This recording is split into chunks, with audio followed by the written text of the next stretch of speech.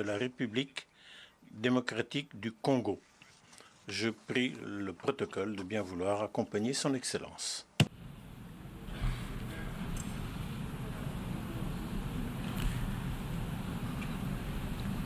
On behalf of the General Assembly, Au nom de l'Assemblée générale, j'ai l'honneur de souhaiter la bienvenue à son Excellence Félix Antoine Tshisekedi Tshilombo, président de la République démocratique du Congo, et je l'invite à s'adresser à l'Assemblée. Excellence, à vous. président de l'Assemblée générale des Nations unies, Excellences, Mesdames et Messieurs les chefs d'État et de gouvernement, Monsieur le secrétaire général des Nations unies, Mesdames et Messieurs les chefs de délégation, la tenue de cette 78e session de l'Assemblée générale des Nations unies m'offre l'opportunité de partager avec les États membres de notre organisation la vision et les préoccupations majeures de mon pays, la République démocratique du Congo, face aux enjeux de l'heure dans le monde. Cependant, en avant-propos, je voudrais féliciter son Excellence M. Denis Francis pour son élection à la présidence de notre auguste Assemblée et rassurer l'ensemble des membres de son bureau du soutien de mon pays dans l'accomplissement de la noble mission leur confiée par notre institution. Je m'en voudrais si je ne remerciais pas le président sortant, M. Saba Korosi, pour son leadership clairvoyant et son dévouement qui ont contribué à faire avancer les débats et à trouver des solutions concertées. Mes remerciements s'adressent également à M. Antonio Guterres, secrétaire général des Nations unies, pour son engagement actif et permanent en faveur de la paix et la sécurité internationale. Monsieur le Président, pendant que se tient ici à New York cette session, le peuple marocain n'a pas encore fini de pleurer ses victimes ni guéri ses plaies par suite des puissants tremblements de terre survenus dans la nuit de vendredi 8 au samedi 9 septembre en cours, causant la mort de plus de 3000 Marocains, en blessant au moins 5000 et détruisant plusieurs villes et localités du royaume. De même, les Libyens ne sont pas encore sortis des traumatismes des inondations qui ont ôté la vie à plus de 20 000 personnes et provoqué d'énormes dégâts matériels le dimanche 10 de ce même mois. Le peuple congolais salue la mobilisation de la communauté internationale pour secourir ces peuples frères du Royaume du Maroc et de la Libye. Il leur exprime toute sa compassion et sa solidarité et souhaite une prompte guérison à tous les blessés de ces deux calamités naturelles. Monsieur le Président, au-delà de déplorer ces calamités naturelles, l'actuelle session de l'Assemblée générale se tient à une période exceptionnelle de notre histoire où le monde est confronté à des situations graves qui menacent l'existence même de la nature humaine.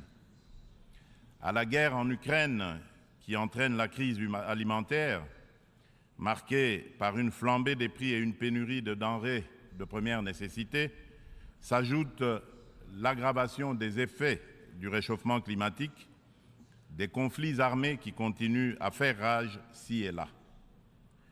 Ces crises qui se renforcent mutuellement mettent au défi le système multilatéral et la coopération internationale. Or, maintenir la paix et la sécurité internationale, garantir la justice et les droits humains, favoriser le progrès social, instaurer les meilleures conditions de vie, sont en effet des vœux unanimes et intemporels de tous les peuples du monde qui doivent par conséquent demeurer au centre de notre action collective suivant une approche réellement multilatérale et inclusive. Nous sommes interpellés à travailler ensemble en vue de répondre à ces défis qui sont de portée existentielle.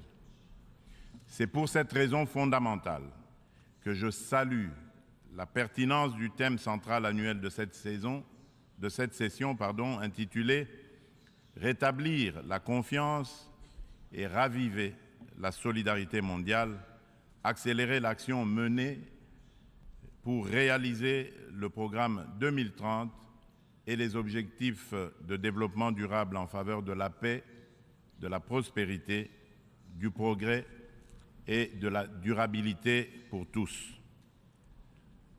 Cette thématique place les valeurs de solidarité et de confiance au cœur des facteurs de la relance et l'accélération des solutions aux défis mondiaux étroitement imbriqués afin que faire progresser la paix, la sécurité et le développement durable. Ces deux valeurs prennent tout leur sens dans le contexte de crise que nous vivons aujourd'hui.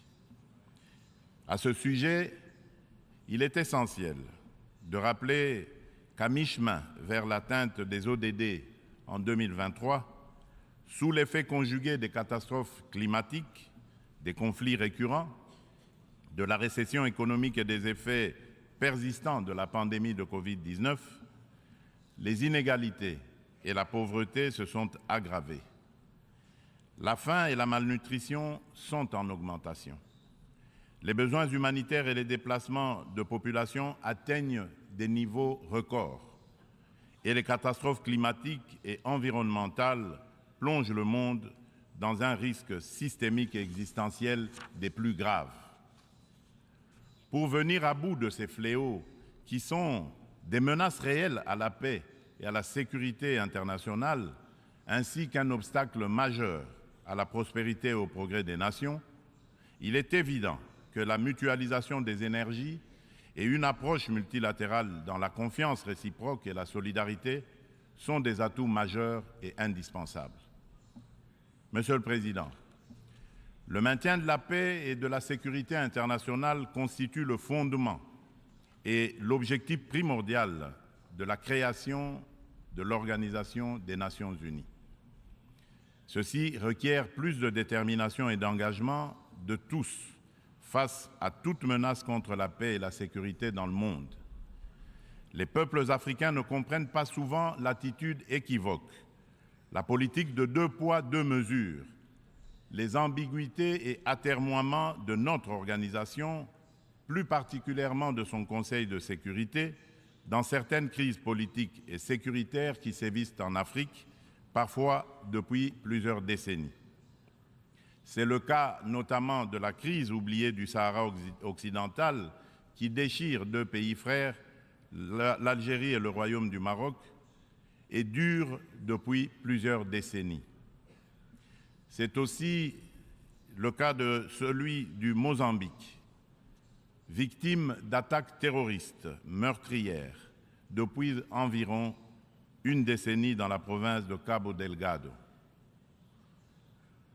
C'est la situation en Afrique de l'Ouest, dans la région sahélo-saharienne, où les troupes des Nations Unies se retirent, laissant derrière elles le souvenir de l'inachevé, alors qu'elles incarnaient tous les espoirs de libération des peuples des pays concernés des griffes du djihadisme. La République du Soudan n'en fait pas exception. Elle s'enlise dans une guerre civile meurtrière, opposant depuis l'année dernière les militaires fidèles au président Abdel Fattah al-Burhan aux forces paramilitaires de soutien rapide qui sont sous le commandement du général Mohamed Hamdai Dagalo. Cette guerre a déjà causé beaucoup de morts et d'importants dégâts matériels. La communauté internationale est quasiment indifférente à la tragédie soudanaise. C'est ici le lieu d'aborder une question d'une importance capitale pour la République démocratique du Congo et pour la consolidation de la paix dans notre région. Il s'agit du retrait de la mission de l'Organisation des Nations Unies pour la stabilisation en République démocratique du Congo, la MONUSCO en sigle, de notre territoire. Après plus de 2 décennies de présence, il est temps pour notre pays de prendre pleinement son destin en main et de devenir le principal acteur de sa propre stabilité. Nous sommes reconnaissants envers la communauté internationale et les Nations Unies pour leur soutien et leur partenariat, mais nous sommes également conscients que le retrait progressif de la MONUSCO est une étape nécessaire pour consolider le progrès que nous avons déjà réalisé. Cependant, il est à déplorer que les missions de maintien de la paix déployées sous une forme ou sous une autre depuis 25 ans en République démocratique du Congo n'aient pas réussi à faire face aux rébellions et conflits armés qui déchirent ce pays et la région des Grands Lacs, ni à protéger les populations civiles. Aussi, le projet de retrait échelonné, responsable et durable de la MONUSCO, annoncé depuis 2018 et dont le plan de transition a été adopté en 2021, devient-il anachronique au regard de l'évolution des contingences politiques, sécuritaires et sociales actuelles. Il est donc illusoire et contre-productif de continuer à s'accrocher au maintien de la MONUSCO pour restaurer la paix en République démocratique du Congo et stabiliser celle-ci. Par ailleurs, l'accélération du retrait de la MONUSCO devient une nécessité impérieuse pour apaiser les tensions entre cette dernière et nos concitoyens. Il est temps pour mon pays d'explorer de nouveaux mécanismes de collaboration stratégique avec les Nations Unies, davantage en phase avec nos réalités actuelles. C'est pourquoi, en ma qualité de garant constitutionnel de l'intégrité territoriale, de la souveraineté et de l'indépendance de mon pays, de la bonne tenue de notre nation ainsi que du bien-être de mes concitoyens, j'ai instruit le gouvernement de la République d'entamer des discussions avec les autorités onusiennes pour un retrait accéléré de la MONUSCO de la République démocratique du Congo, en ramenant le début de ce retrait progressif de décembre 2024 à décembre 2023. Tel est le sens de la démarche actuelle de notre gouvernement, qui a adressé un courrier au président du Conseil de sécurité des Nations Unies en date du 1er septembre 2023, sollicitant l'accélération du retrait de la MONUSCO. En sus du retrait accéléré de la MONUSCO, la République démocratique du Congo réitère sa demande au Conseil de sécurité de l'ONU de sanctionner toute personne physique et morale reconnue comme auteur, co-auteur et complice, matériel et intellectuel des crimes de guerre et contre l'humanité, ainsi que des violations graves des droits de l'homme, du droit international et de la Charte des Nations Unies sur le territoire congolais. Il est injuste et inadmissible que des personnes citées comme responsables des crimes graves susmentionnés dans les différents rapports des experts de l'ONU elle-même sur la situation sécuritaire en République démocratique du Congo restent impunies dans le silence total de notre organisation et de ses membres qui placent pourtant la lutte contre l'impunité parmi leurs priorités en matière de gouvernance interne et externe. À ce sujet, le gouvernement de la République démocratique du Congo salue chaleureusement les sanctions que vient d'infliger le gouvernement des États-Unis d'Amérique au Rwanda pour son soutien au groupe terroriste du M23 et à un de ses hauts responsables impliqués dans les aventures criminelles au Congo. Pour rappel, ce groupe terroriste supplétif du Rwanda ne respecte aucun des engagements conclus par les chefs d'État de la région dans les cadres des processus de Luanda et de Nairobi. En effet, non seulement ils n'ont pas quitté les positions conquises, mais ils continuent à massacrer nos populations civiles et refusent le précantonnement et le cantonnement, exigeant un dialogue qui ne leur sera jamais accordé. La République démocratique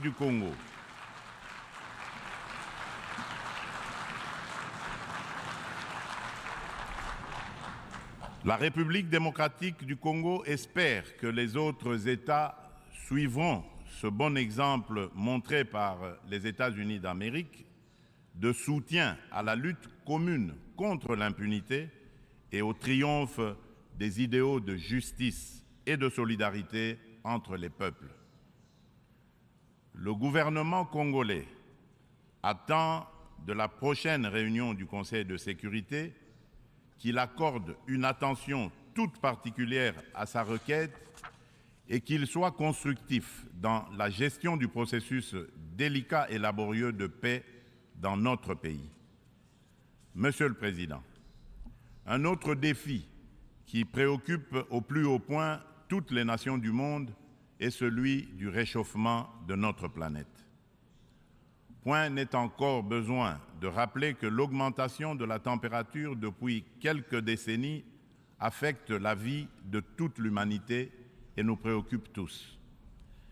Cependant, force est de relever qu'en dépit des proclamations de foi des pollueurs en faveur de l'arrêt de l'émission des gaz à effet de serre, de multitudes de forats organisés à travers le monde pour combattre ce fléau, dont les 27 COP, conférence des pays membres de la Convention de l'ONU pour la lutte contre les changements climatiques, et de multiples résolutions et recommandations adoptées à ces différentes instances, le réchauffement de la planète est loin de se maintenir à 1,5 degré Celsius. Bien au contraire, à la COP 27 tenue à Sharm el-Sheikh, en Égypte cette année, des inquiétudes se sont manifestées sur une tendance à la hausse de cette température. Ce constat peu rassurant appelle sans doute à la revisitation de nos approches et des politiques adoptées. Dans ce cadre, le sommet africain sur le climat qui vient de se tenir à Nairobi au Kenya, sous la direction conjointe de l'Union africaine et de la République du Kenya, du 4 au 7 septembre dernier, a été une initiative salutaire et très opportune qui traduit la détermination de l'Afrique à participer activement au traitement de cette question vitale et de compter désormais comme un poids lourd incontournable dans la solution du réchauffement planétaire et de l'économie du futur plus verte et responsable. Les Africains sont sortis du sommet avec un cahier de charges commun, contenu dans la déclaration de Nairobi et axé notamment sur la réforme de l'architecture du système financier international pour plus d'équité, la restructuration et l'allègement des dettes de leur pays, la transformation locale de leurs produits et la mise en place d'un régime de taxation de carbone incluant une taxe sur le commerce des combustibles fossiles, ainsi que sur le transport maritime et aérien. Ils ont rappelé également aux riches pollueurs un engagement pris en 2009, mais non encore honoré jusqu'à ce jour, de fournir 100 milliards de dollars américains en financement climatique.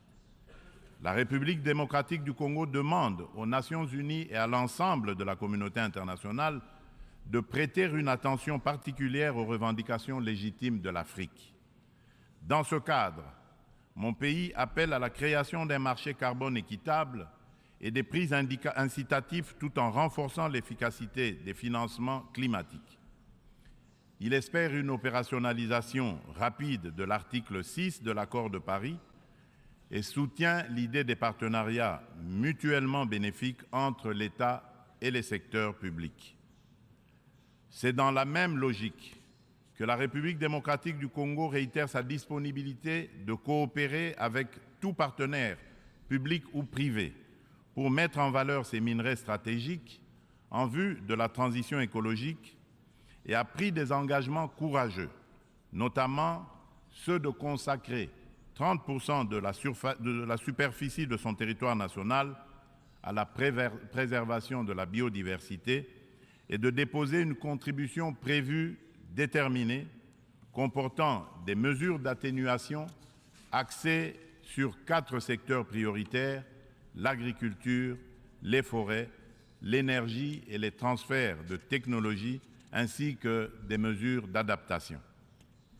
Monsieur le Président, le multilatéralisme et le respect d'un système mondial fondé sur des règles ont soutenu la paix, la sécurité, la santé et la prospérité dans de vastes parties du monde depuis 78 ans. Les Nations Unies incarnent ces principes et restent un acteur indispensable pour faire face aux menaces existentielles contemporaines, qu'il s'agisse de la crise alimentaire actuelle, du changement climatique, du terrorisme, ainsi que des pandémies et de la prolifération nucléaire. Aucune de ces menaces mondiales critiques ne peut être résolue par des nations agissant seules, aussi puissantes soient-elles. Tout cela exige une coopération multilatérale. Pour conserver la confiance de la communauté internationale, l'Organisation des Nations Unies doit montrer qu'elle est capable de s'adapter au temps présent et de relever avec efficacité et responsabilité les défis d'aujourd'hui. Aussi, pour donner un nouveau départ au multilatéralisme, la réforme de la Charte des Nations Unies sur les points clés, Conseil de sécurité, veto, chapitre 7, recours à la force, est-elle indispensable, mais ne serait pas suffisante. Les chantiers ne manquent pas. La coordination et la coopération entre les différentes institutions et agences des Nations Unies sont imparfaites.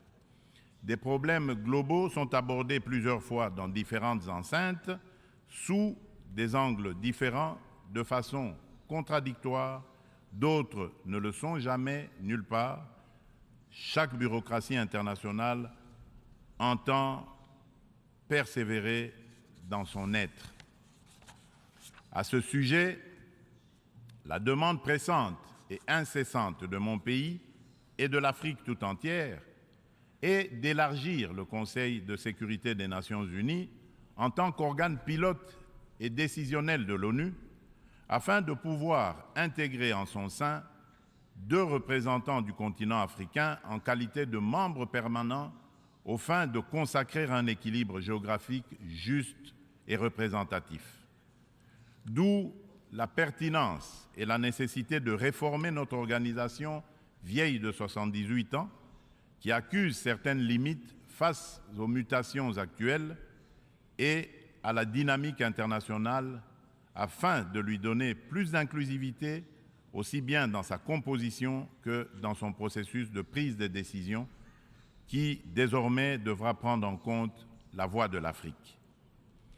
Monsieur le Président, avant de clore mon propos, permettez-moi du haut de cette tribune de revenir sur la question des violences faites aux femmes dans le contexte de guerre et des conflits armés. Il n'est un secret pour personne que la République démocratique du Congo est l'un des États africains où les violences sexuelles contre la femme sont les plus déconcertantes, du fait notamment des décennies de conflits armés. Afin de soulager les souffrances des femmes victimes des violences liées au conflit et de réparer un tant soit peu le préjudice leur causé, mon pays a mis en place des mécanismes institutionnels spécifiques.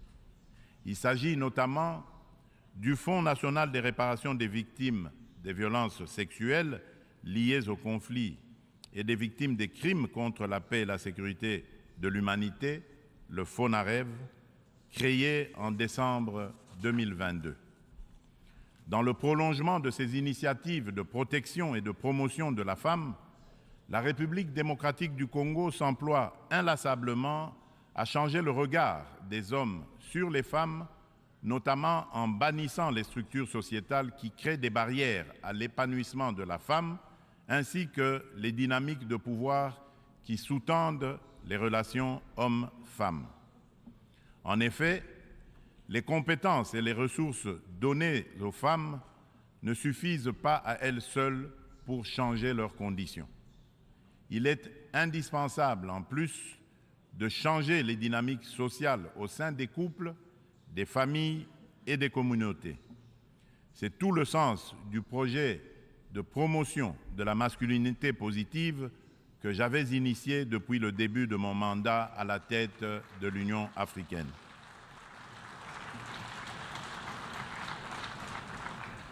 Monsieur le Président de l'Assemblée générale des Nations unies, Excellences, Mesdames et Messieurs les chefs d'État et de gouvernement, Monsieur le Secrétaire général des Nations unies, Mesdames et Messieurs les chefs de délégation, pour conclure, je voudrais confirmer une fois de plus qu'à la fin de cette année, des élections générales seront organisées en République démocratique du Congo dans les institutions à mandat électif jusqu'au niveau des communes. En vue de garantir leur succès, toutes les parties impliquées se mobilisent activement. La Commission électorale nationale indépendante, la CENI, a déjà convoqué le corps électoral et publié les listes des candidats pour les législatives nationales et provinciales ainsi que les municipales.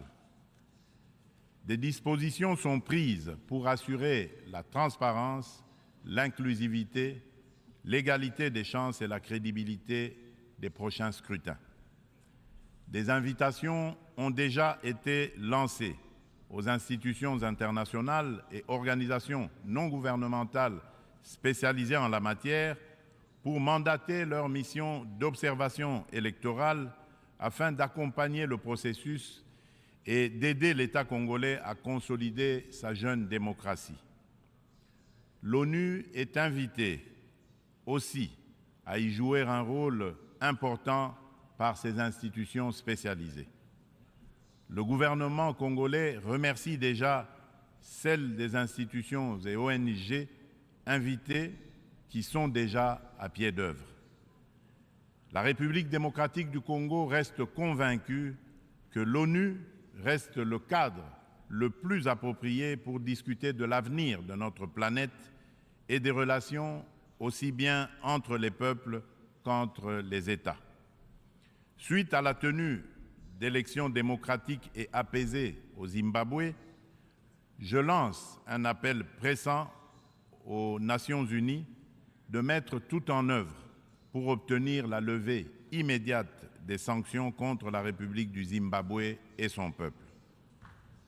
Cependant, pour remplir efficacement ces lourdes et délicates missions et mériter la confiance de tous, l'ONU doit incarner les valeurs de justice, d'équité et de solidarité et être représentative de tous dans notre diversité culturelle, politique, économique et sociale. C'est là tout le sens de sa réforme sur laquelle les Africains ne cessent de revenir et du combat que nous devons tous mener. Je vous remercie.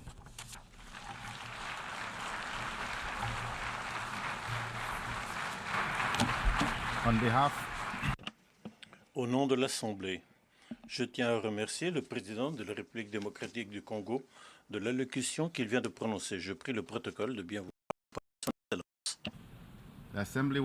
L'Assemblée va entendre une allocution de Sa Majesté